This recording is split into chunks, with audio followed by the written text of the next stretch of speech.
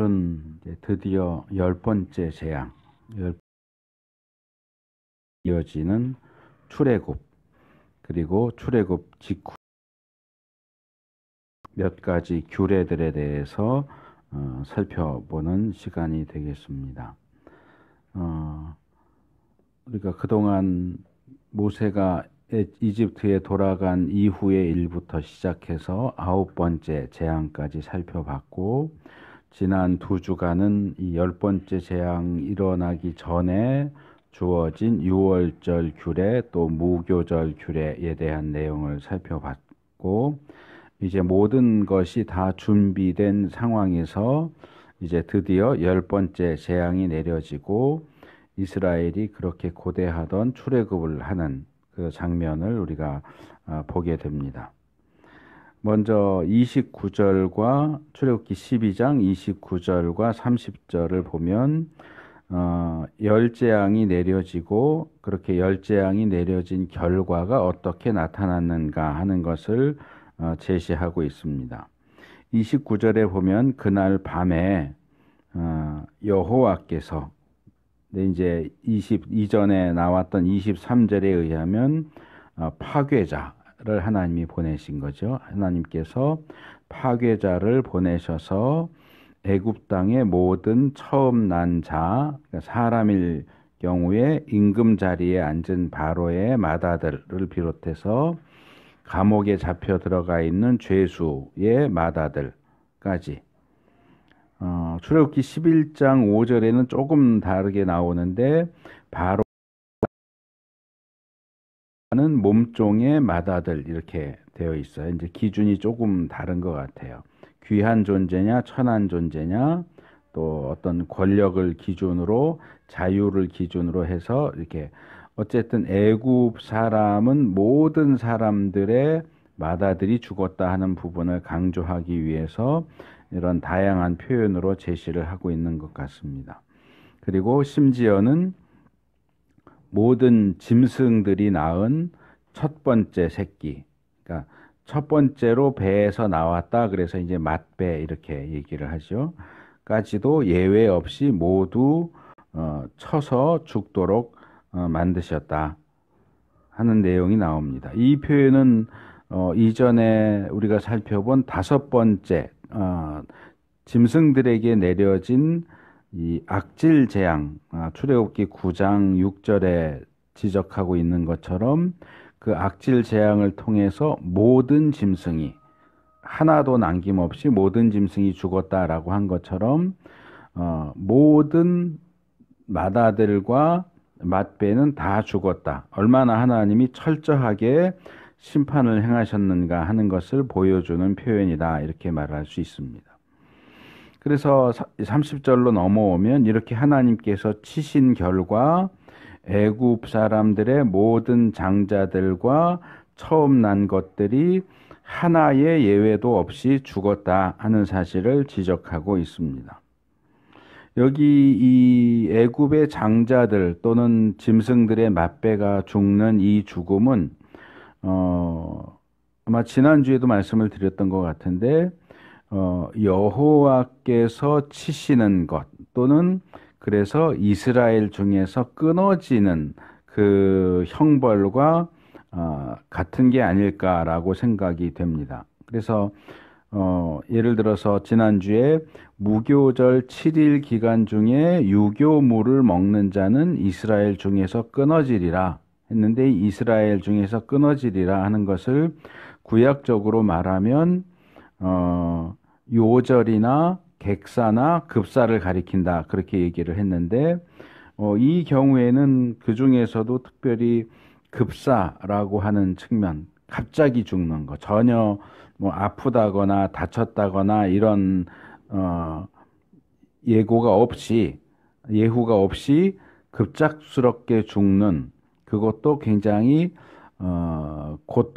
잠자다가 그냥 잠들듯이 죽는 게 아니고 굉장히 고통스럽게 죽는 죽음이 아니었을까라고 생각을 하게 됩니다. 왜냐하면 이렇게 장자가 죽었을 때 바로와 그의 신하와 백성들이 그날 한밤중에, 그러니까 이 한밤중에는 장자가 죽는 그 시간대죠. 그러니까 장자가 죽었을 때에 모두 깨서 일어났다. 깨서 일어나서 이집트에 큰 통곡 소리가 났다. 이렇게 소개를 하고 있기 때문에 그렇습니다. 물론 하나님의 그 경고를 듣고 정말 이날 밤에 우리 집 장자가 죽나 안 죽나 깨어서 지켜보자. 이랬을 수도 있지만 여기 밤중에 깨어났다라고 하는 얘기는 자고 있었다는 얘기란 말이에요. 자고 있는데 자고 있다가 장자가 죽는 걸 어떻게 알았겠느냐. 그냥 잠자다가 잠들듯이 스르르 죽었다면 죽음의 사실을 알 수가 없었을 거예요. 아마 굉장히 고통스럽게 뭐 비명을 지르거나 하면서 죽었기 때문에 자다가도 무슨 일이 생겼나 보다 하고 깨서 확인할 정도로 굉장히 고통스러운 죽음이었을 것이다. 저는 그렇게 추측을 합니다. 그래서 마다 집안의 장자가 죽은 것을 확인하고 통곡을 하기 시작하는데 이렇게 장자가 죽지 않은 집, 초상을 당하지 않은 집이 한 집도 없었다라고 밝히고 있죠. 그래서 온 나라가 한 집도 빠짐없이 비명 그리고 울음소리 이런 것들로 가득했습니다. 이집트 영역 안에 고센 땅도 이집트 영역 안에 있었기 때문에 이렇게 이집트 사람들이 사는 땅과 이렇게 근접해 있고 접근해 있었을 것이고 이집트 사람들 땅에 이스라엘 사람들 땅에서는 장자가 죽는 재앙이 일어나지 않았다고 할지라도 온 나라가 비명 소리와 울음소리로 가득했으니 장자가 죽지 않은 이스라엘 사람들에게도 그날 밤은 굉장히 무시무시하고 무슨 공포 영화의 장면처럼 굉장히 공포스러운 밤이었을 거다 그런 생각을 해볼 수 있습니다. 그래서 이제 31절에서 33절을 보면 출애굽을 요청하는 내용이 나오는데 먼저 바로가 31절과 32절에서 그 밤에 그러니까 장자의 죽음을 확인하고서 통곡하다가 모세와 아론을 불러들이죠. 그리고 너희들이 처음부터 요구했던 대로 이스라엘 자손 전부 다 데리고 또 너희의 가축들 전부 다 몰고 가라. 떠나라. 애굽 땅을 떠나서 여호와를 섬겨라 라고 말합니다. 뭐 장자가 죽어서 경황이 없어서 그런지 모르겠지만 이전에 이 바로가 모세와 협상할 때는 어떻게든 자꾸 조건을 걸고 제한을 걸고 뭐 남자만 가라, 뭐 짐승은 가져가지 말아라, 뭐 멀리 가지 말아라, 뭐 이런 식으로 계속 조건을 걸고 제한을 걸었던 것에 비하면 이 10번째 재앙 이후에는 사실상 협상이라고 말할 수 없죠, 상황이. 뭐 이럴 거냐 저럴 거냐도 없고 그냥 너희가 요구한 그것을 그대로 다 들어줄 테니까 가기만 해라. 그냥 100% 완벽한 완전한 항복, 그들의 요구에 대한 100% 수납, 너희들이 원하던 대로 요구하던 그대로 다 줄 테니까 빨리 가라.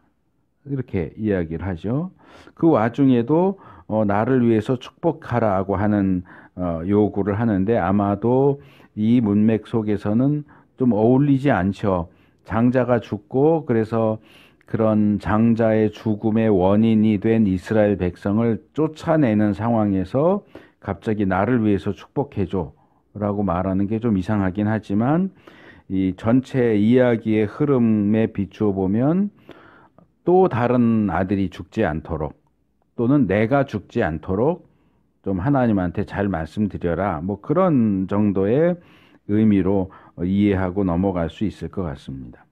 31절과 32절이 바로의 반응을 보여줬다면 33절은 애굽 사람들의 반응을 소개합니다.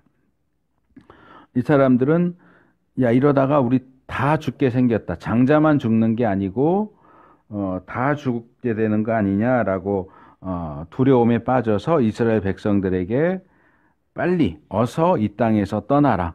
빨리 나가라. 너희들이 있는 한 계속 이 죽음이 계속될 것 같으니까 너희들이 빨리 나가라라고 내쫓듯이 재촉하는 모습을 볼 수 있습니다. 그래서 바로만이 아니라 애굽 사람들마저도 이 10번째까지의 재앙을 겪어오면서 이들의 요구를 받아주지 않고 계속 이스라엘 백성들을 붙잡고 있으면 결국은 우리가 다 죽을 수밖에 없다. 망할 수밖에 없다라고 하는 사실을 확인하고 이제 더 이상 이 상황을 계속 진행되도록 우리는 이제 이 10번째 재앙이 마지막 재앙인 걸 알지만 애굽 사람들은 이게 10번째가 마지막인지 11번째, 12번째가 또 올지 알 수가 없으니까 이제 이스라엘 사람들을 붙잡고 있는 것은 지금보다 훨씬 더 강하고 심한 재앙을 불러오게도 할 수 있다라는 생각을 했겠죠. 그래서 이런 재앙의 원인이 된 이스라엘 백성을 한시라도 빨리 애굽 땅으로부터 내보내야 되겠다라는 그런 태도를 취합니다. 그래서 이런 상황 속에서 34절에서 36절 말씀을 보면 이스라엘 자손은 어떻게 했는가 하는 내용이 나오는데 두 가지입니다. 첫째는 6월절 무교절 얘기하면서 계속 반복적으로 말씀을 드렸던 부분인데 34절에 이제 해가 질 때에 양을 잡았잖아요. 해가 질 때 양을 잡았고 10명 정도였을 거라고 말씀을 드렸는데 10명 정도가 어린 양 한 마리를 다 구워서 먹을 수 있는 시간 한밤중에 라고 했으니까 뭐 자정이거나 뭐 새벽 한두 시 정도일 가능성이 높은데 근데 이제 해가 지면서부터 밤이라고 말하고 해가 뜨면서부터 낮이라고 말하니까 저녁 5시에서 새벽 5시 정도가 이제 밤에 해당되는 시간이기 때문에 한밤중이라고 하면 뭐 한 11시나 12시 정도일 가능성이 높을 것 같아요. 그러니까 그 저녁에 5시에 양 잡고 뭐 피 바르고 구워서 무교병하고 쓴나물하고 해서 먹고 그러면은 뭐 6시, 7시 정도 됐을 거고 저 이스라엘 사람들도 이제 잠들었다가 이제 비명소리, 울음소리 듣고 깨들 때니까 12시 정도, 12시에서 1시 정도 그러니까 자다가 말고 깨서 나가라고 내쫓듯이 내보내니까 급하게 출애굽을 하는 거죠. 이렇게 다 준비하고 이렇게 기다렸다가 너희들 빨리 나가 그러면 예 그러고 바로 나온 게 아니고 자다가 깨서 나온 거예요. 물론 식사할 때 옷 다 차려입고 그러고 식사하긴 했지만 아마도 자세한 내용은 나오지 않지만 잠잘 때도 일어나자마자 길을 떠날 수 있는 그런 복장으로 자지 않았을까. 군인들 무슨 1분 대기조 하듯이 다 입고 그러고 자고 있다가 애굽 사람들이 몰려와서 빨리 나가 이렇게 하니까 준비해 놨던 거 챙겨가지고 나오는데 그 상황에서 아직 빵 반죽이 부풀지도 않았는데 그 반죽을 그릇째 옷에 싸서 어깨에 메고 애굽 땅을 떠났다 이렇게 소개를 합니다. 근데 뭐 중요한 건 아니지만 이 표현은 조금 모호한 표현이에요. 빵 반죽이 아직 부풀지 않았다. 이 빵 반죽이 아직 부풀지 않았다라는 표현만 놓고 보면 시간이 좀 더 있었다면 그 빵 반죽이 부풀었을 텐데 이런 의미를 담고 있는 것처럼 보여요. 그런데 이들이 6월절부터 먹었던 그 빵은 유교병이 아니고 무교병이에요. 제가 어떻게 빵 반죽을 발효시키는지를 지난주에 설명을 드렸는데 이 누룩이 들어있는 반죽을 일부 새로운 반죽에다가 섞어 넣고 그것을 이제 따뜻한 데다 이렇게 놔두면 발효가 된다라고 말씀을 드렸어요. 그런데 이들이 6월절 저녁에 식사하면서 먹기 위해서 만들었던 그 무교병은 아예 누룩이 들어가 있지 않은 반죽이에요. 그러니까 얘는 그냥 놔둬도 빵이 부풀지 않아요. 누룩을 넣지 않았는데 생 반죽이 발효가 되겠어요? 그래서 사실은 아직 부풀지 않은 게 아니라 이 반죽은 그냥 놔둬도 특별한 조처를 취하지 않는 한은 이 누룩 성분이 들어가도록 뭔가를 조처를 취하지 않는 한은 이 반죽은 부풀지 않아요. 아직 부풀지 않은 게 아니고 그냥 냅둬도 부풀지 않게 돼 있죠. 왜냐하면 누룩이 안 들어가 있으니까. 근데도 왜 아직 빵 반죽이 부풀지 않았다라는 식의 표현을 사용하느냐? 이것은 제가 볼 때는 이 출애굽이라고 하는 사건이 상황이 마치 번갯불에 콩 구워 먹듯이 굉장히 급하게 진행됐다라는 것을 강조하기 위해서 그런 표현을 사용한 것이 아닐까 생각을 해봅니다. 그리고 35절, 36절에 보면 여러 차례 나온다 그랬죠. 하나님이 이것을 모세를 통해서 명령하셨고 너희들 출애굽할 때 그냥 가지 말고 애굽 사람들한테 은부치, 금부치 이런 거 요구해서 받아가지고 나가라라고 몇 차례 말씀을 하셨고 그 말씀하신 대로 이제 이스라엘 자손이 급하게 쫓겨나듯이 나오면서도 그 와중에 야 너희 금덩이 은덩이 있으면 좀 줘 하고 요구를 했다. 여기에는 이제 앞에는 은부치 금부치만 나오는데 이 구절에 오니까 의복도 여기 추가적으로 들어가 있는 걸 볼 수 있습니다. 꼭 이 의복이 값비싼 소위 말하는 명품 옷만을 얘기하지는 않겠지만 구약에서도 신약에서도 자세히 찾아보시면 이 의복은 보물이나 또는 귀중품의 한 품목으로 취급되는 걸 볼 수 있습니다. 창세기부터 출애굽기, 여호수아, 사사기, 열왕기상, 열왕기하, 역대하, 느헤미야, 스가랴, 신약으로 오면 사도행전이나 야고보서 같은 데도 이 의복을 귀중품 목록에 포함시켜서 이야기하는 것을 볼 수 있습니다. 그래서 그냥 금은보화 뭐 이 정도로 생각을 하면 쉬울 것 같아요. 그래서 보물, 귀한 귀중품을 받아서 지금 자기들은 이스라엘 백성들을 내보내야만 살 것 같다라고 생각하고 있는 애굽 사람들에게는 지금 이스라엘 사람들이 짐 다 싸가지고 나가다 말고 근데 금덩이 은덩이 있으면 좀 주세요. 이 얘기는 무슨 얘기예요? 이 애굽 사람들이 볼 때는 금덩이 은덩이 안 주면 안 갈 거예요. 이렇게 들렸을 거예요 아마. 그러니까 빨리 있는 거 다 끄집어내서 주고 빨리 내보내자. 해서 있는 대로 다 구하는 대로 다 주고 그것이 마치 전리품인 것처럼 이것의 의미는 지난번에 설명을 드렸어요. 노예가 아닌데 노예로 100년에서 200년 정도 부림을 받았어요. 전혀 대가를 받지 못하고. 그러니까 말하자면 200년치 월급을 일시불로 받는 거나 마찬가지다. 제가 설명을 했습니다. 그래서 그것을 전리품으로 얻어서 가지고 나왔다. 그래서 이 10번째 재앙과 출애굽에 대한 내용은 별로 길지가 않아요. 간단하게 끝나요. 우리가 그동안 재앙 첫 번째부터 이 10번째 재앙까지 오는 그 시간과 그 내용들이 상당히 길었던 것이면 10번째 재앙도 상당히 간략하게 소개되고 있고 우리가 그렇게 고대했던 출애굽도 상당히 간략하게 끝나요.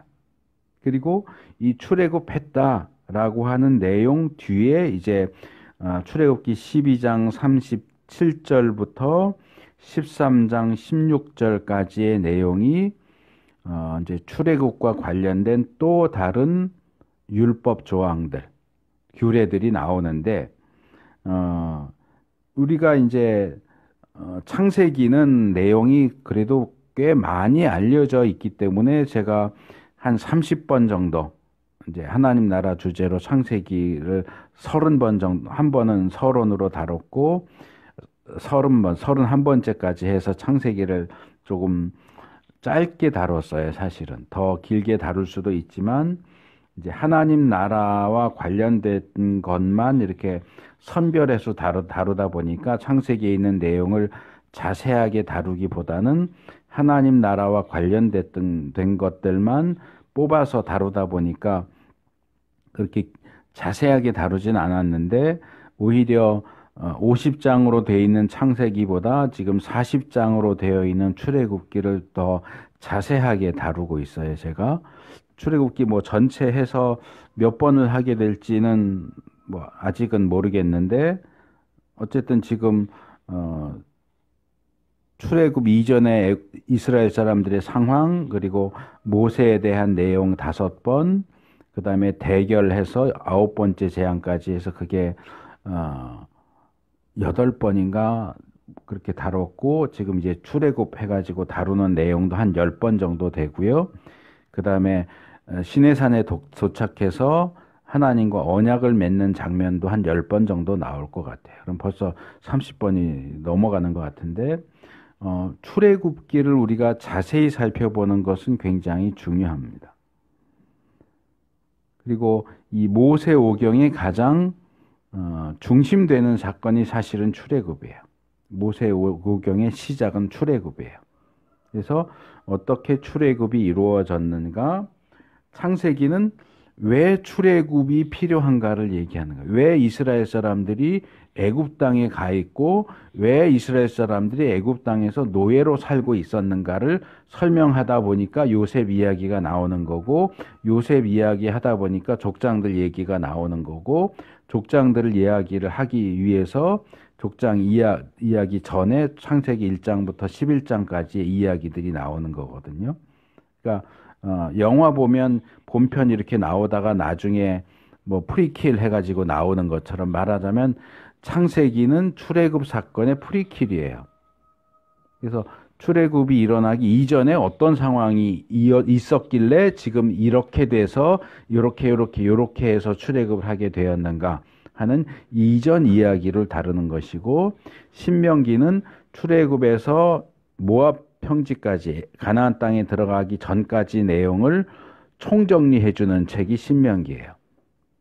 그러니까 그 중에서 사건으로서 제일 중요한 건 출애굽 사건이고 그래서 이 출애굽은 우리의 구원에 대해서 가르치는 굉장히 중요한 책이고 또 우리가 지금 살펴보는 주제인 하나님 나라의 가장 기초 건축을 예를 들자면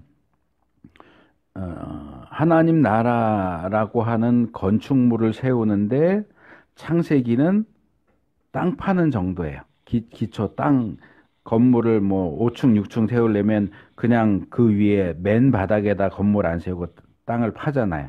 땅을 깊숙이 파고 하는 그 과정이 말하자면 창세기인 거고 출애굽기, 레위기, 민수기는 말하자면 골조를 세우는 작업이에요. 그래서 뼈대를 쇠로 된 골조를 세우고 그다음에 뭐 사사기, 열왕기 뭐 이런 데로 넘어가면 이제 뭐 외벽 공사하고 뭐 이런 정도 수준으로 생각할 수 있는데 그래서 출애굽기는 이 기초 공사와 골조 공사를 하는 정도의 그런 수준의 내용이기 때문에 우리가 이 부분을 꼼꼼하게 살펴봐야 구원에 대한 내용도 그렇고 하나님 나라에 대한 내용도 그렇고 기초를 튼튼하게 세울 수 있기 때문에 그리고 아까 말씀드린 것처럼 창세기는 비교적 많이 다루어져 있어서 물론 세세하게 들어가면 또 모르는 부분들이 많이 나오지만 좀 많이 알려져 있기 때문에 제가 대충 넘어간 거고 출애굽기는 중요한 몇몇 사건들을 제외하면 관심 밖인 것 같아요. 뭐 재앙, 출애굽, 그 다음에 뭐 금송아지 사건, 뭐 요 정도 외에는 뭐 홍해를 건넌 사건, 요 정도 외에는 출애굽기 내용들이 그닥 알려져 있지 않은 것 같아요. 그래서 이 출애굽기의 내용을 하나님 나라의 시각으로 볼 때 어떤 점들을 우리가 기본적으로 기초적으로 알아야 하는가 골조를 세우는 작업이기 때문에 제가 좀 이 출애굽기는 꼼꼼하게 다루고 있는 겁니다. 그래서 그 부분을 좀 이해를 해주시면 좋겠고, 그래서 이 부분도 마찬가지. 이렇게 10번째 재앙이 내려졌고 이스라엘이 출애굽했다. 그럼 그 다음 내용이 어디로 가야 됩니까? 어디로 간다고 생각을 합니까? 대부분은 출애굽, 그러면 그 다음 내용은 홍해, 출애굽해서 이제 홍해 건너는 내용으로 넘어가는데, 자세하게 보시면 지금 말씀드린 것처럼 이 12장 20 몇 절에서 35, 6절까지가 출애굽이고, 홍해 사건은 14장까지 가야 나와요.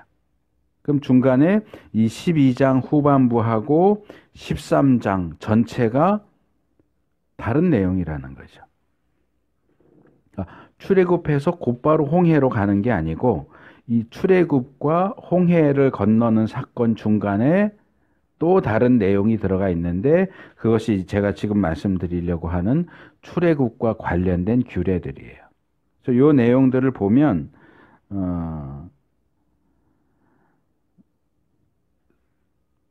사실은 두 개밖에 없어요. 내용이 두 개. 하나는 유월절에 대한 내용이 하나 나오고, 또 하나는 이제 저도 이제 예전 용어에 익숙해서 초태생, 이제 개역 표현에 익숙해서 초태생, 그러니까 장자 또는 짐승의 맏배, 그러니까 처음으로 태를 열고 나온 자식, 사람이나 짐승이든. 그래서 초태생에 대한 규례가, 그러니까 지난주에도 그 표현 비슷하게 썼는데, 유월절 규례하고 초태생 규례가 각각 2번씩 나오는데 번갈아서 나와요. 유월절 규례, 초태생 규례, 유월절 규례, 초태생 규례. 이렇게 여자애들 머리 따줄 때 왔다 갔다 이렇게 엇갈리듯이 그렇게 나옵니다. 이 부분이 그래서 이제 율법, 지난주와 지지난주에 살펴본 유월절 규례하고 유월절 제정도 역시 율법이라고 말할 수 있는 부분이고, 지금 말씀드리려고 하는 부분도 역시 율법이라고 하는 조항입니다. 그래서 제가 이 내용을 말씀을 드리면서 떠오르는 게 하나 있는데, 뭐 개인을 어떤 비난하려고 하는 것이라기보다는 이런 추세가 한국 교회 안에서 발견되기 때문에 이런 점들을 좀 조심해야 되지 않을까 하는 측면에서 좀 말씀을 드리고 싶은데, 제가 이제 한 달이 건너서 알게 된 남자 집사님이 있어요. 굉장히 특이한 분이에요. 근데 이분은 자기의 생각이 굉장히 확고해요. 그래서 이분이 집사님인데 자기 집에서 교회를 해요. 그러니까 목사님 없이 자기가 이제 설교하고 예배 인도하고, 이제 많은 분들 뭐 이렇게 초대해서 같이 집에서 이제 그분 가정교회를 하는데, 자기가 성경 묵상한 내용, 설교한 내용 이런 걸 저한테 보라고 보내줘요. 내가 성경 묵상한 거 봐라.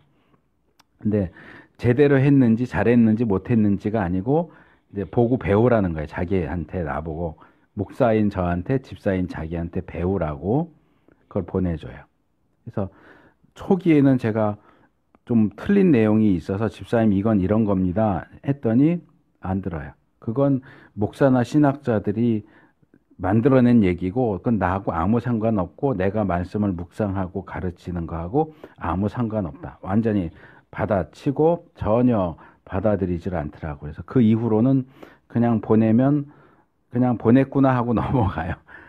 뭐 봐서 제가 도움 받을 일도 없고, 또 틀린 내용들을 지적을 해도 받아들이질 않으니까 그냥 이분은 그런 분이다라고 그냥 넘어가는데, 이분이 한 번은 그런 얘기를 해요.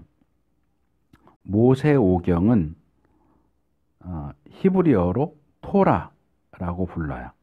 그러니까 이 모세오경을 토라라고 부르고, 이 토라는 주로 율법이라고 번역이 돼요.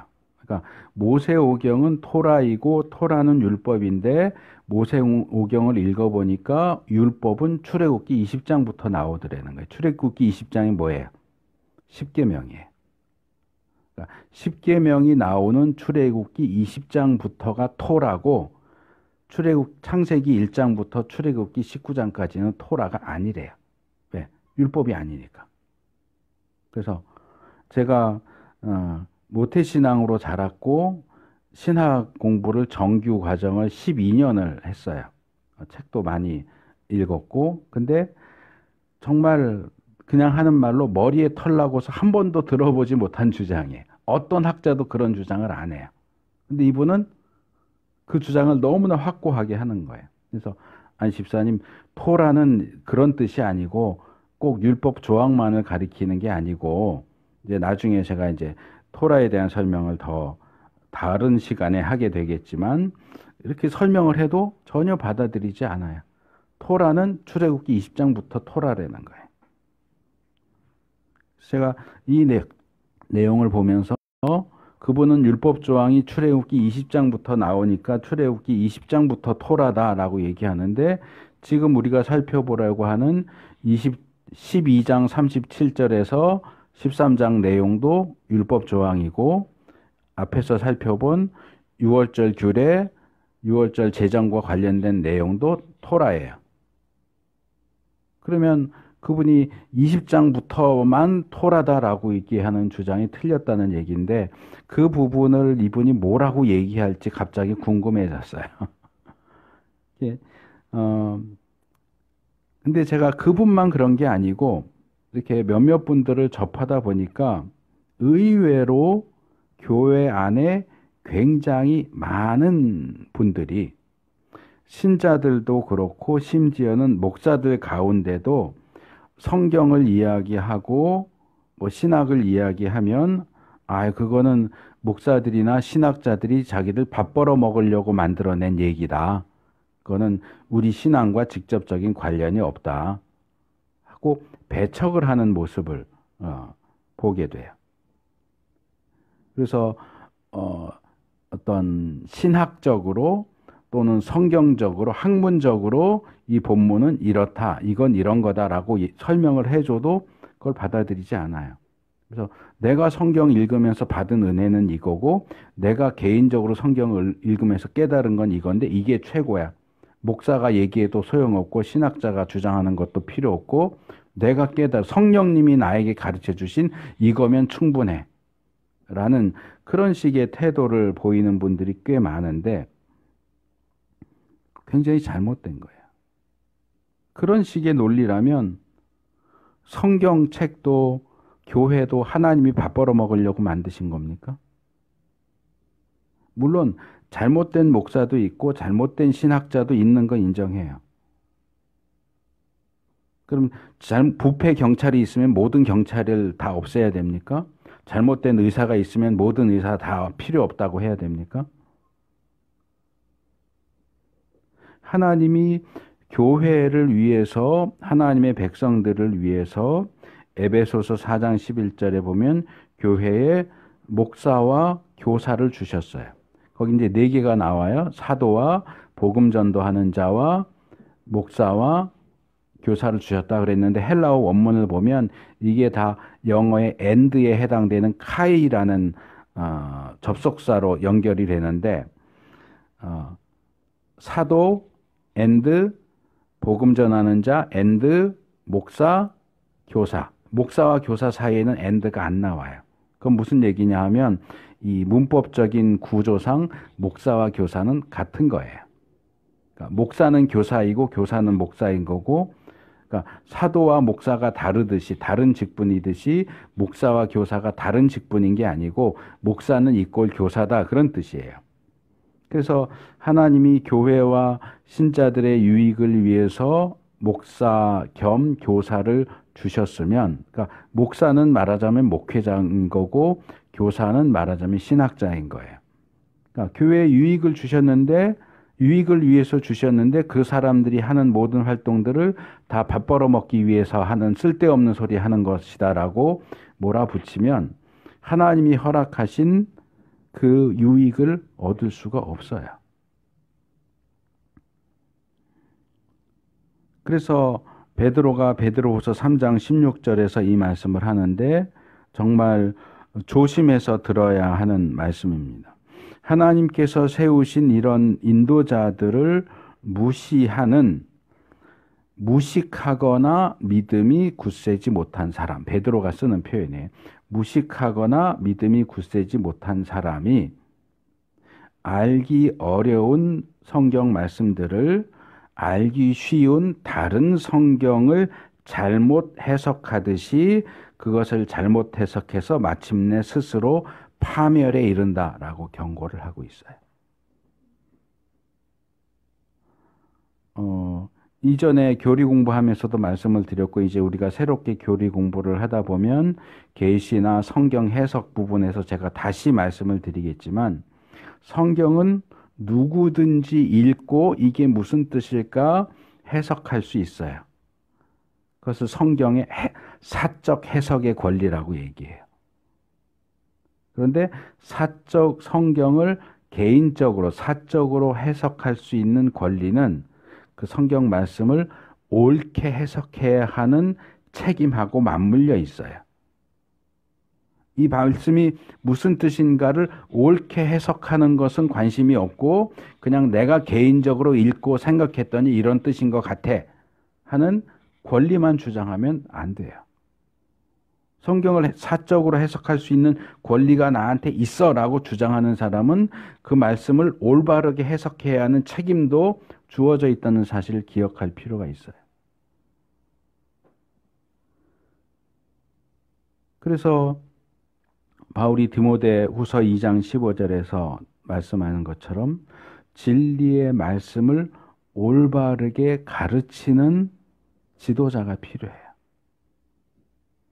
성경 아무리 읽지만 설교하고 가르칠 때 엉뚱한 얘기하는 사람들 굉장히 많아요. 근데 일반 성도들은 뭐 신자들을 깔보고 낮추라고 얘기하는 게 아니고 그런 부분들을 분별할 수 있는 기준을 가지고 있질 않아요. 한 번은 제가 이제 가르쳤던 이제 신학교에서 가르쳐서 이제 목사가 되신 분인데 저한테 유튜브 영상 하나를 보내면서 이거 한번 점검해 주세요. 괜찮은 건지. 화곡동 쪽에 있는 교회인데 전도사가 교회를 해요. 근데 전도사가 교회를 하는데 이제 주변 분이 그 전도사님 그 성경 말씀을 원어를 가지고 굉장히 잘 풀어준다. 그러면서 이제 그 교회를 가자고 그러고 자꾸 소개를 하는데 자기가 들었을 때 뭐가 이상한지는 딱 지적할 수가 없는데 뭔가 좀 이상한 것 같은데 교수님이 좀 보고 판단을 내려주세요 해갖고 보내주셨어요. 그래서 제가 봤어요. 제가 3분 정도 보고 그냥 껐어요. 가인과 아벨에 대한 설교예요. 지금도 유튜브에 올라가면 있을 거예요. 3분 듣는데 그중에 제가 고개를 끄덕끄덕 할 수 있는 게 하나도 없어요. 다 엉터리예요. 신학도 엉터리고 성경도 엉터리예요. 예를 들면 하나님이 가인의 제사를 받지 않아서 가인이 매우 화가 났다.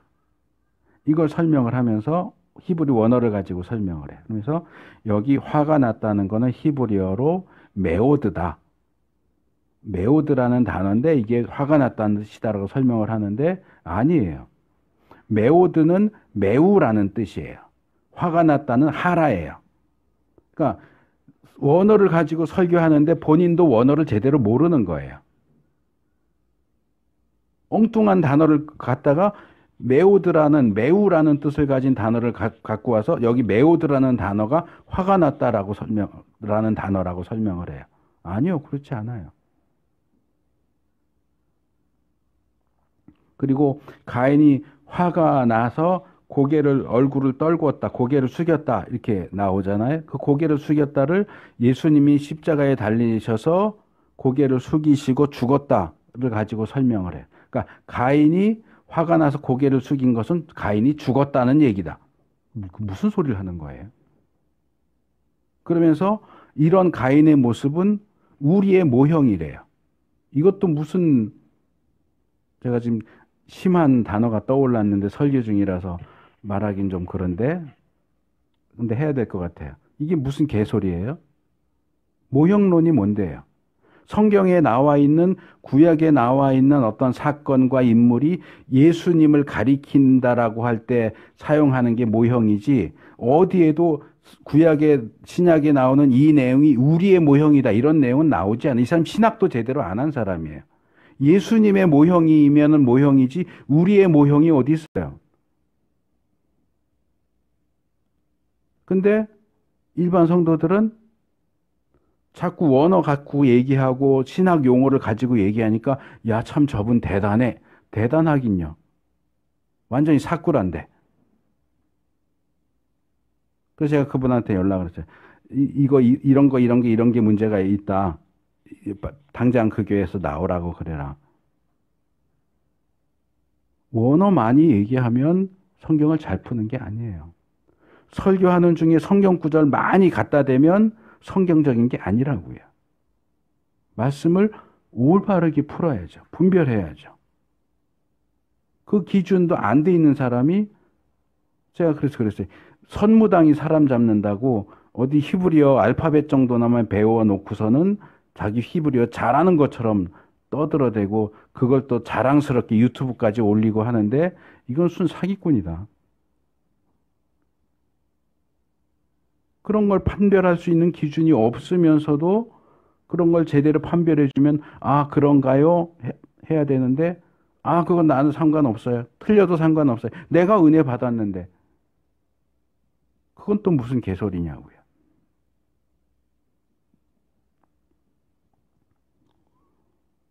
말씀을 하나님의 뜻과 성경 전체의 가르침에 위배되지 않게 올바르게 분별하고 해석하고 가르칠 수 있는 그런 지도자들이 많이 나타나기를 세워지기를 바라고 또 올바르고 건전한 가르침을 분별해서 따르는 성도들이 많아지기를 축복합니다. 자, 이제 규례로 들어가서 첫 번째, 6월절 규례 첫 번째, 출애굽기 12장 37절에서 51절인데, 여기서는 이제 출애굽 상황을 소개하는 37절, 38절, 39절, 그리고 마지막 51절이 출애굽 상황에 대한 소개고, 이게 양쪽의 외곽 틀이라고 그래요. 양쪽의 외곽 틀을 형성하고 그 중간에 6월절 규례가 제시됩니다. 그래서 이제 출애굽한 내용을 다루면서 37절에서 39절 그리고 51절을 보면 출애굽이 어떻게 진행되었는가를 대략적으로 제시하면서 37절은 이스라엘 자손이 라암셋 고센 땅에 있는 라암셋에서 출발해서 숫곳이라고 하는 곳에 도착했다. 그리고 출애굽한 이스라엘 자손의 수가 유아와 여자와 노인을 제외한 장정만, 이건 아마도 20세 이상의 성인, 그러니까 전쟁에 나갈 수 있는 사람일 거예요. 민수기 1장이나 26장에 나오는 인구 계수에도 기준이 그거예요. 20세 이상의 남자. 이게 이제 장정이에요. 20세 이상의 남자의 수만 60만 가량이었다라고 설계를 합니다. 그 다음에 38절에 보면 이스라엘 자손을 따라서 애굽을 나온 많은 수의 외국인 노예들, 그러니까 세번역엔 다른 여러 민족들 이렇게 해놨고 개역에서는 중다한 잡족 이렇게 불렀어요. 번역을 했어요. 그래서 히브리 사람들과 마찬가지로 애굽 땅에서 노예 생활을 하던 애굽 민족 말고 다른 민족들도 상당수가 이스라엘 히브리 사람들이 출애굽할 때 같이 덩달아서 따라 나왔다. 그리고 양과 소 등 그 수많은 짐승 떼도 그들을 따랐다라고 소개를 합니다. 그래서 출애굽에 대해서 말할 때 출애굽기는 그냥 장정만 60만 가량 이렇게 얘기하지만 보통 여기에 여자, 아이, 노인 그리고 중대한 잡족, 다른 민족들까지 다 합쳐서 200만 정도 된다라고 이제 말하는 거예요, 보통. 그래서 이제 성경을 비판적으로 보는 사람들은 이 당시에 200만이면 숫자가 너무 많아. 과장해서 쓴 거 아니야? 라고 반대하지만 이 장정 60만에 대한 자세한 족보가 민수기 1장에 보면 나와요. 그러니까 이런 족보까지 나오는데 조작이다라고 말하기는 어렵겠죠. 그래서 이렇게 많은 숫자가 출애굽을 했고 이스라엘 사람들만이 아니라 다른 민족들도 노예 생활을 하던 다른 민족들도 같이 나왔고 또 아주 많은 짐승 떼도 같이 나왔다. 그리고 이렇게 쫓겨 나오듯 나오느라고 아까도 말씀드렸지만 여기 39절에 부풀지 않은 생반죽 그릇을 옷에 싸서 나와야 했다 하는 것과 그것 외에는 먹거리를 장만할 겨를이 없었다라고 하는 표현이 따라붙어 있습니다. 그러니까 이건 무슨 얘기예요? 이렇게 급하게 가지고 나온 비상식량밖에 먹을 게 없었다는 얘기예요. 근데 200만이에요. 사람 숫자가 200만이고 짐승도 있어요. 그러니까 그렇게 반죽 그릇 옷에다 싸가지고 메고 나왔는데 거기 그릇에 담겨 있는 반죽으로 구워서 무교병을 만들어서 먹으면 며칠 정도 먹을 수 있을까요? 다른 양식거리를 챙기지 않은 상태에서. 그러니까 이 내용은 결국 뭐라고 그럴까? 그 소설에 보면 다음에 어떤 상황이 일어날지 갑자기 용어가 생각이 안 나는데 그 예고해 주는 그런 내용이 있잖아요. 그러니까 앞으로 얼마 지나지 않으면 이 출애굽한 무리는 음식이 떨어질 것이다. 그래서 음식 때문에 문제가 생길 것이다.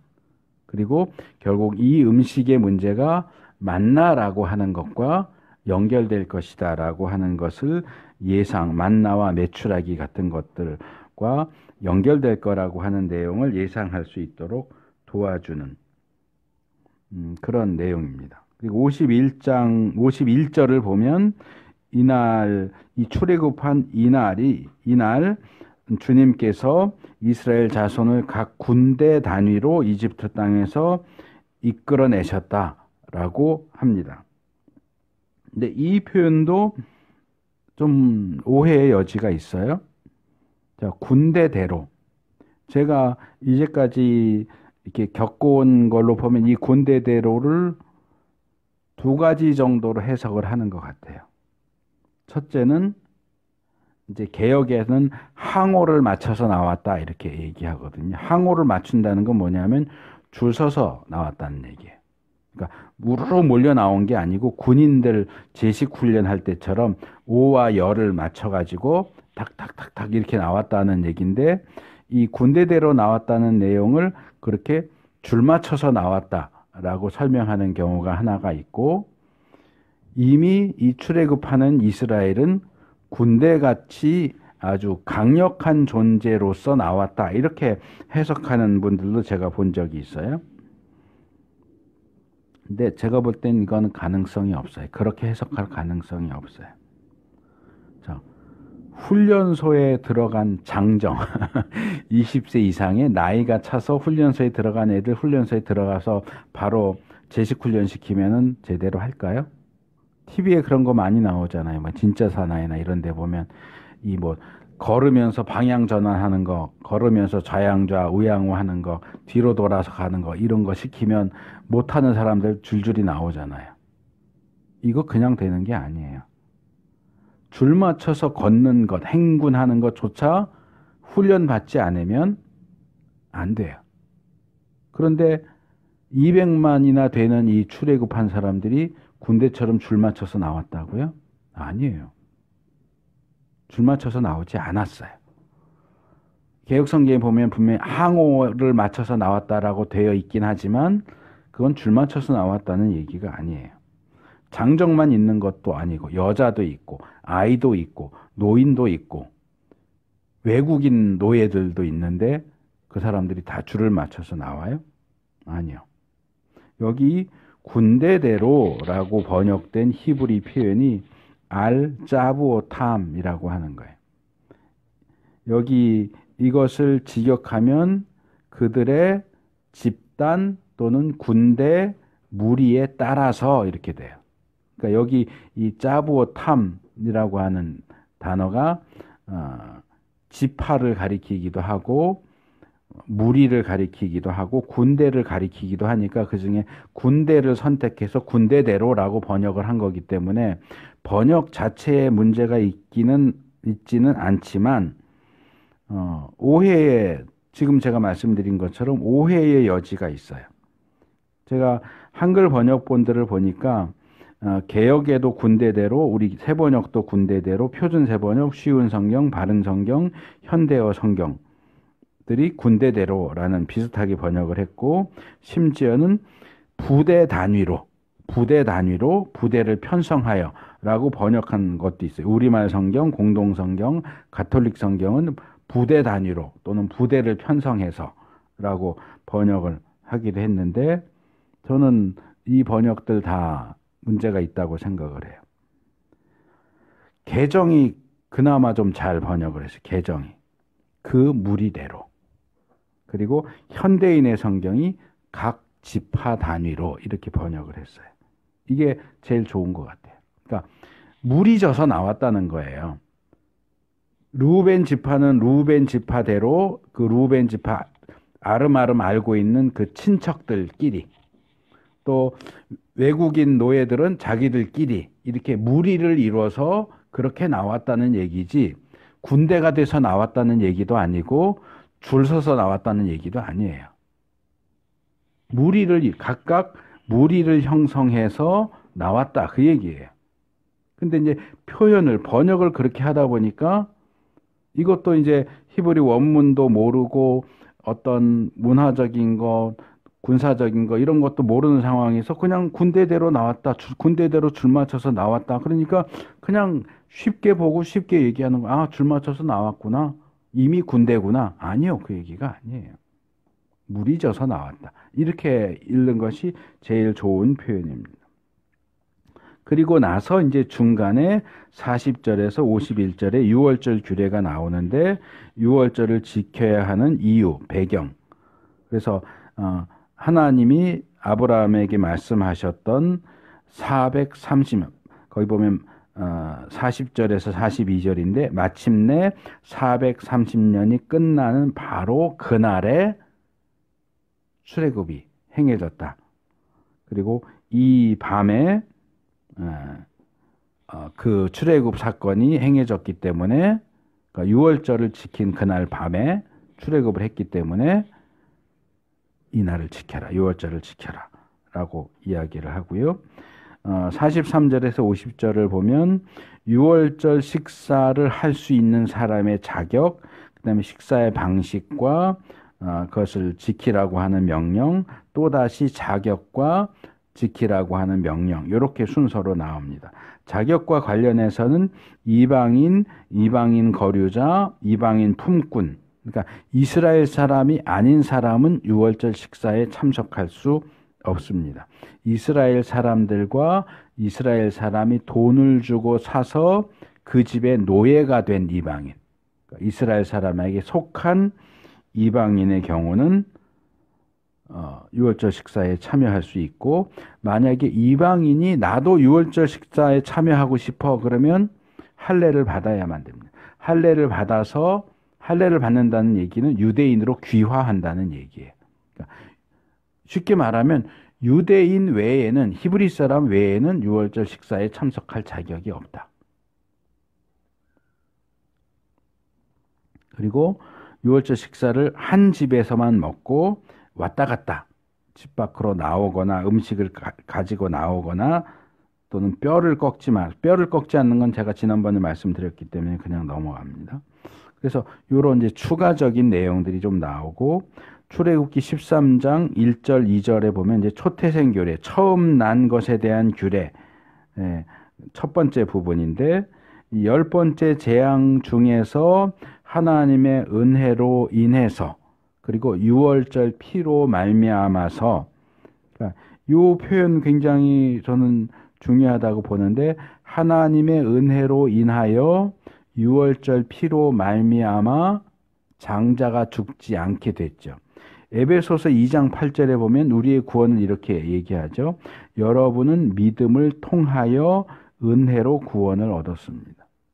그러니까 10번째 재앙으로부터 구원을 얻은 것은 하나님의 은혜로 인하여 유월절 양의 피로 말미암아 구원을 얻은 거죠. 아주 비슷한 표현이 나옵니다.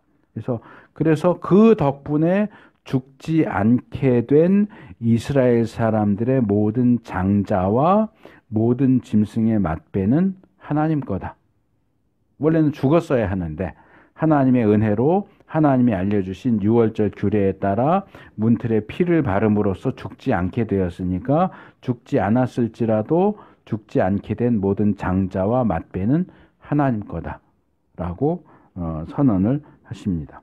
그리고 출애굽기 13장 3절에서 10절로 넘어가면 다시 유월절 규례 두 번째 부분, 이제 무교병에 대한 내용이 나오는데 3절에서 8절은 유월절과 무교절 기간에는 유교병 먹으면 안 된다. 무교병만 먹어야 되고 누룩이 너희의 영역, 생활 영역, 당신들 영토 이렇게 나오죠. 생활 영역에 보이게도 하면 안 된다. 그리고 이 이야기 중에 이제 출애굽의 최종적인 목적지가 젖과 꿀이 흐르는 땅, 가나안 땅. 하나님이 이스라엘의 조상들에게 주겠다고 약속하신 그 땅이다 하는 사실이 지적되는데 이 부분은 제가 한참 뒤에 이제 갈렙에 대한 내용, 이제 민수기나 그쯤 가면 이제 자세하게 말씀을 드릴 텐데 지금은 그냥 힌트로 하나만 말씀을 드리는 거예요. 이게 본문들이 이제 몇 개가 나와요. 창세기 15장 18절에서 21절, 17장 7절에서 8절, 50장 24절, 그리고 여기 출애굽기에도 나오고. 근데 이 구절들을 자세하게 대조해서 읽어보시면 가나안 땅을 그냥 가나안 땅 그러지 않고 무슨 족속, 무슨 족속, 무슨 족속, 무슨 족속이 사는 땅 이렇게 얘기하거든요. 예를 들어서 가나안 사람과 헷 사람과 아모리 사람과 히위 사람과 여부수 사람의 땅. 지금 우리 본문 출애굽기 13장 본문에는 이렇게 되어 있어요. 가나안 사람, 헷 사람, 아모리 사람, 히위 사람, 여부수 사람 5족속이 나오죠. 그런데 이 내용이 나온 다른 구절들을 비교해 보면 창세기 15장 18절에서 21절 아브라함에게 약속하실 때는 10족속이 나와요. 여긴 5족속밖에 안 나오는데 창세기 15장에는 10족속이 나오고요. 출애굽기 3장 17절에는 또 6족속밖에 나오질 않아요. 여기 지금 출애굽기 13장 5절에는 5족속이 나오고 그래서 가나안 땅에 살고 있는 족속들의 숫자가 계속 변동돼요. 10족속, 6족속, 5족속 이런 식으로 계속 변동되는데 왜 이렇게 변동되는가? 이 변동되는 이유가 뭔가 하는 것은 제가 갈렙에 대해서 다룰 때 좀 더 정확하게 말씀을 드리고 이 부분이 이렇게 계속 달라진다 하는 것만 제가 말씀을 드리고 한번 고민을 해보세요. 왜 달라질까? 뭐가 달라지나? 뭐가 들어가고 뭐가 나오고 왜 이건 빠지는, 왜 이 족속들은 빠지는가 한번 고민을 해보세요. 그 다음에 9절과 10절은 이 유월절과 무교절을 이스라엘 자손의 손에 감은 표와 이마 위에 붙인 표로 삼아라. 이 손에 감은 표는 히브리 원문을 직역하면 너의 손 위의 표식 이런 뜻이에요. 너의 손 위의 표식. 이마 위에 붙인 표는 직역하면 내 눈들 사이, 눈과 눈 사이면 사실은 여기인데, 그러니까 위치는 사실 이마가 맞긴 하지만 히브리 원문은 내 눈과 눈 사이라고 해서 여기를 가리키기는 해요. 그래서 이 표현은 사실 이 본문보다는 쉐마라는 말은 들어보셨겠죠. 신명기 6장에 나오는 들으라 이스라엘. 쉐마가 들으라 그런 뜻이거든요. 그래서 들으라 이스라엘아 하면서 주신 그 말씀 신명기 6장 8절 9절에 손에 메어 표를 삼고 이마에 붙여서 기호를 삼아라. 집 문설주와 대문에도 써서 붙여라. 이 말씀을 통해서 더 많이 알려져 있죠. 그래서 이 손목에 묶거나 이 이마에 이렇게 묶는 띠를 해가지고 묶는 것은 히브리어로 테필린이라고 그래요. 그러니까 구글 같은데 검색해 보시면 테필린하고 검색해 보시면 사진이 나와요. 손에 이렇게 줄 이렇게 감고 있는 거나 이마에 이렇게 조그만 상자, 까만 상자 이렇게 띠를 해서 이마에 딱 붙이고 있는 그런 모습 보실 수 있어요. 그게 테필린이고요. 그 다음에 집 문설주나 대문에 붙이는 것은 매주자라고 그래요. 저희 집에도 붙여 있어요. 현관문에 보시면 현관문 왼쪽에 이렇게 쇠로 되어 있는 이렇게 둥근 막대기처럼 생긴 거 붙여놓은 그게 이스라엘에서 사갖고 온 매주자인데 이렇게 손에 이마에 그리고 항상 들락날락하는 문설주나 문에 이것들을 장치함으로써 그것들을 볼 때마다 하나님과 하나님의 명령을 그리고 나는 하나님의 명령을 따라야 하는 존재구나 하는 사실을 계속 일깨워주는 역할을 하는 거예요. 장치예요. 표시예요. 그래서 그것을 잊지 말고 항상 기억하라는 것을 어떤 외적인 표식을 통해서 손에 감고 있는 줄, 이마에 붙인 그 상자 또는 문설주나 대문에 붙인 매주자 같은 것을 볼 때마다 나는 그렇구나. 나는 이런 사람이구나 하는 것을 상기시켜주는 역할을 합니다. 비슷한 게 또 있는데 민수기 15장 38절에 보면 너는 이스라엘 자손에게 말하여라 그들에게 일러라 너희는 대대손손 옷자락 끝에 술을 만들어야 하고 그 옷자락 술에는 청색끈을 달아야 한다. 그러니까 말하자면 저는 지금 위에 겉옷을 안 입었는데 겉옷을 놓고 생각하자면 지금 우리 손 집사님이나 민우나 겉옷을 입고 있는데 이렇게 주머니 밑에 이렇게 휘는 부분이 있잖아요. 그 끝에다가 술을 만들어 달으라는 거예요. 모든 옷 내 귀퉁이 말하자면 내 귀퉁이에다가 술을 만들고 거기다가 청색 끈을 붙여라. 이것도 같은 의미예요. 그 술을 보면서 그러니까 혈루병 앓던 여인이 예수님 옷자락 만졌다고 그러잖아요. 그 옷자락이 사실은 옷자락이 아니고 이 술이에요. 유대 전통에 따라 옷 끝에 이 귀퉁이에다가 만들어 놓은 술, 청색끈 그걸 만졌다는 얘기예요.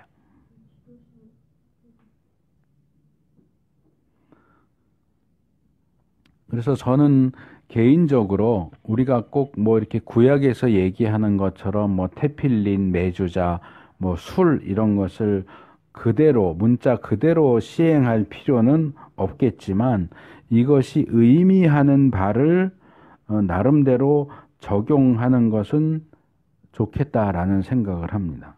그래서 우리의 어떤 신체나 늘 가지고 다니는 물건 또는 자주 접하는 장소 등을 이 하나님과 그분의 명령 또 우리가 하나님의 백성이고 자녀고 하나님 말씀을 따라야 한다는 것 사실을 일깨워주는 개인적인 표식으로 삼는다면 신앙생활에 더 도움이 되지 않을까.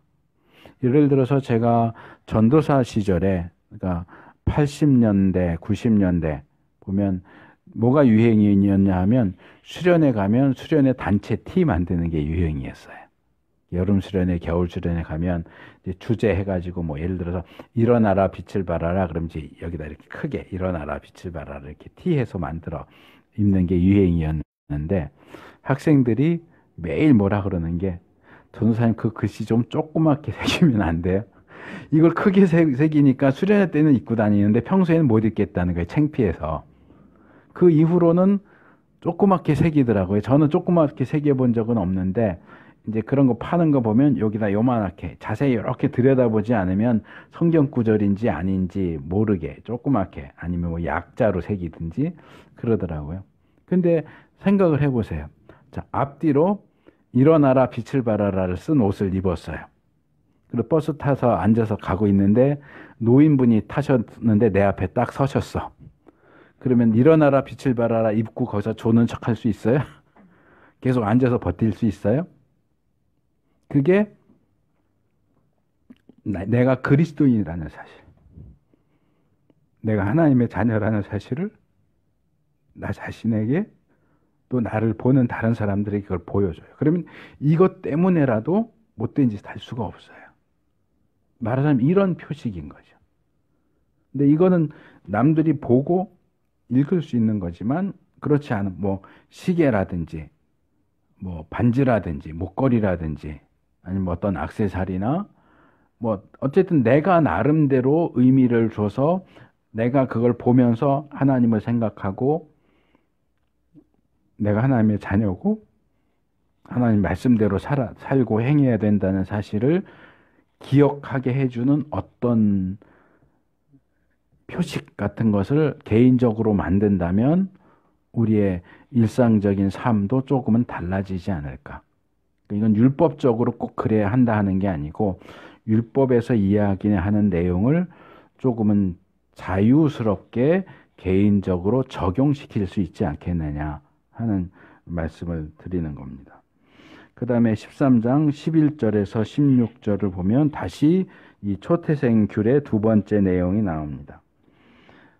태를 처음 열고 나오는 모든 것, 수컷은 하나님의 것이다. 여기 이제 수컷은 고대부터 내려오는 어떤 가부장제적인 역할이 그런 의미가 여기 들어있기 때문에 수컷을 얘기하는 거고요.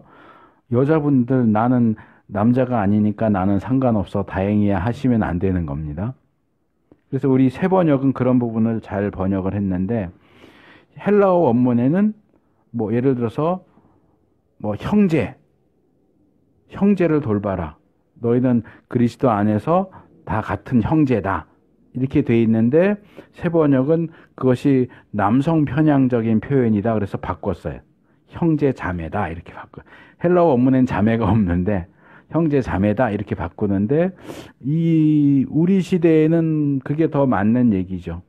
그러면 너는 하나님의 아들이다. 그럼 여자들은 남자만 하나님의 아들이고 여자는 하나님의 아들 아니에요? 그러니까 하나님의 아들이다라고 옛날엔 그렇게 썼는데 지금은 너희는 하나님의 아들, 딸이다 이렇게 바꾸는 거죠. 그러니까 여기서도 초태생은 수컷, 남자, 수컷만 얘기하지만 이게 꼭 남자만을 가리키는 건 아니다. 맞이, 남자, 장자도 그렇고 장녀도 그렇고 맞이는 하나님의 것이다 하는 그런 의미로 이해를 하면 되고요. 나귀 같은 경우에는 처음 난 것을 하나님께 드려야 되는데 나귀는 제물로 드릴 수 없는 짐승이에요. 소, 양, 염소, 비둘기 이런 것들만 제단에 바칠 수 있고 나귀는 제단에 바칠 수 없는 짐승이에요. 그러니까 나귀를 양하고 바꿔서 대신 나귀를 대신하는 양을 제물로 드리든지 그렇게 하지 않을 거면 나귀를 목을 꺾어서 죽여라. 이게 어떻게 보면 잔인한 말인 것 같은데 또 좀 복잡하기도 하고 그래서 이 부분은 아마 레위기 27장 정도 가서 제가 좀 더 자세하게 설명을 드릴 건데 사람도 마찬가지. 이건 이제 대속한다 그래요. 그러니까 원래는 장자가 태어나면 이 장자는 어느 지파 출신이든 하나님 거예요. 그러니까 말하자면 성막에 성전에 가서 평생 하나님을 섬기면서 살아야 돼요. 그래서 저희 윗세대 분들은 믿는 부모님들이 많이 했죠. 내 장자는 주의 종으로 바칩니다. 이 초태생 규례에서 가지고 온 거거든요. 근데 다 그렇게 할 수 없으니까 대속해요. 속전을 내서 그 속전으로 레위 사람들을 사서 레위 지파가 모든 지파 장자들을 대신해서 하나님을 섬기게 하는 그렇게 바꾸는 역할을 하는데, 나귀의 경우는 하나님께 직접 드릴 수가 없으니까 양으로 대신해서 바치고, 양을 대신해서 바치기 싫으면 죽이라는 거예요. 무슨 얘기냐? 그 나귀는 하나님 전용, 하나님만 사용할 수 있는 하나님 소유인데, 그것을 하나님께 바치지 않으면 언젠가는 누군가가 그걸 다른 용도로 사용할 수 있단 말이에요. 그럼 그건 하나님 앞에 죄 짓는 행위이기 때문에 나귀가 하나님 이외의 다른 누군가의 소유가 되거나 다른 용도로 사용되지 않도록 하기 위해서 죽이라는 거예요. 그게 레위기 27장에 가면 사람에게도 해당돼요. 하나님께 아주 바친 자는 대속할 수 없으니 대속하지 않으려면 죽여라. 사람도. 굉장히 무서운 법일 수 있는데, 좀 더 자세한 얘기는 그때 가서 하기로 하고, 어쨌든 하나님 전용으로 드려진 것은 하나님께서 하나님만이 사용할 수 있도록 그렇게 구별되고 분리되어야 한다. 그렇게 구별되고 분리됐을 때 그것을 거룩하다라고 말하는 거예요. 그러니까 거룩을 지키기 위해서는 죽이는 것까지, 죽이기까지라도 해서 거룩을 지킬 것을 요구하는 거죠. 그리고 그 뒤에 이제 14절에서 16절 보면 우리가 6월절 규례에서 살펴본 것처럼 이런 일들을 할 때 자녀들이 이건 왜 이렇게 합니까? 6월절, 무교절, 초태생 이런 거 왜 이렇게 해요? 라고 물어보면 어떻게 대답해야 되는지를 소개하고 있는데, 이 부분은 6월절 다루면서 말씀을 드렸기 때문에 그냥 넘어가기로 하고요.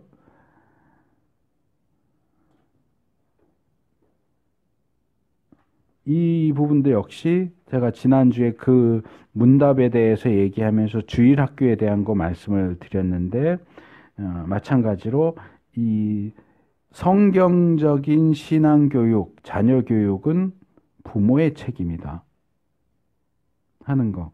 이 신명기 6장 1절, 6절, 7절 보면 부모 책임이에요. 그러니까 주일학교가 생기면서 부모들이 그 책임을 외면해요. 주일날 교회만 보내면 우리 아이의 신앙교육은 교회 주일학교 선생님이 책임져야 돼. 아니요, 그렇지 않아요. 물론 당연히 해야죠. 주일학교 선생님은 자기에 맡겨진 역할이니까 해야 되지만, 주일학교에 보낸다고 해서 부모가 자녀의 신앙교육을 해야 할 책임이 없어지는 건 아니에요.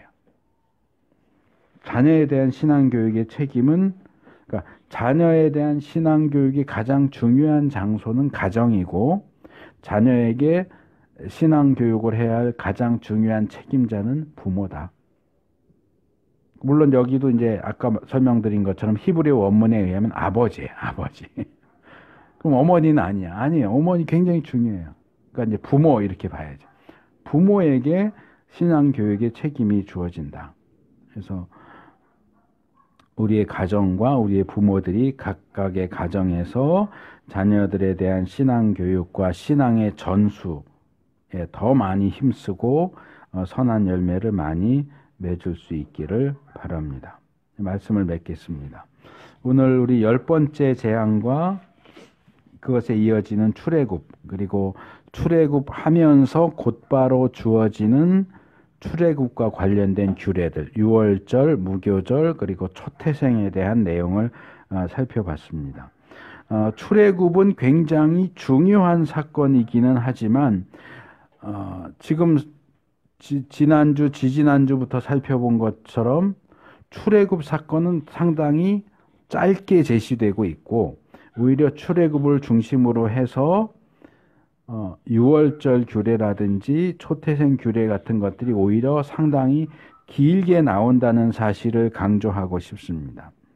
그러니까 그것은 출애굽, 그러니까 구원 받았다면 그 다음은 네가 알아서 해 하고 내버려 두는 것이 아니라, 구원받은 자가 구원받은 자로서 무엇을 어떻게 해야 하는지, 어디까지가 가능한 것이고 어떤 것들은 하면 안 되는 것인지에 대한 내용이 10배 이상, 20배 이상 더 많이 나온다. 그러니까 우리는 구원받았다는 것을 굉장히 강조하지만 성경은 구원받았다는 걸 무시하지 않으면서도 그래 너 구원받았어. 그럼 구원받았다면 어떻게 해야 될까? 거기에 더 많은 관심을 가진다는 사실을 기억할 필요가 있습니다. 우리를 구원하신 하나님께서 우리를 구원하시면서 구원받은 우리에게 무엇을 원하시는가? 그걸 보여주는 게 유월절 규례, 무교절 규례, 초태생 규례예요. 구원받은 우리는 출애굽 과정에서 목숨을 보존받은 처음 난 자들과 똑같은 자리에 있습니다. 우리는 구원을 통해서 하나님의 소유가 됐습니다. 바울이 고린도전서 6장 19절 20절에서 주는 교훈, 여러분의 몸은 여러분 안에 계신 성령의 성전이라는 것을 알지 못합니까? 여러분은 성령을 하나님으로부터 받아서 모시고 있습니다. 여러분은 여러분 자신의 것이 아닙니다. 여러분은 하나님께서 값을 치르고 사들인 사람입니다. 그러므로 여러분의 몸으로 하나님을 영화롭게 하십시오. 이 교훈이 지금 출애굽을 경험하는 히브리인들 그리고 이 말씀을 통해서 우리의 구원을 다시금 점검하는 우리들에게 딱 들어맞는 교훈입니다. 우리는 우리 자신의 것이 아니에요. 우리의 몸으로 또 우리의 마음으로 우리의 가진 모든 것들로 하나님을 영화롭게 할 수 있는 우리가 되기를 축복합니다.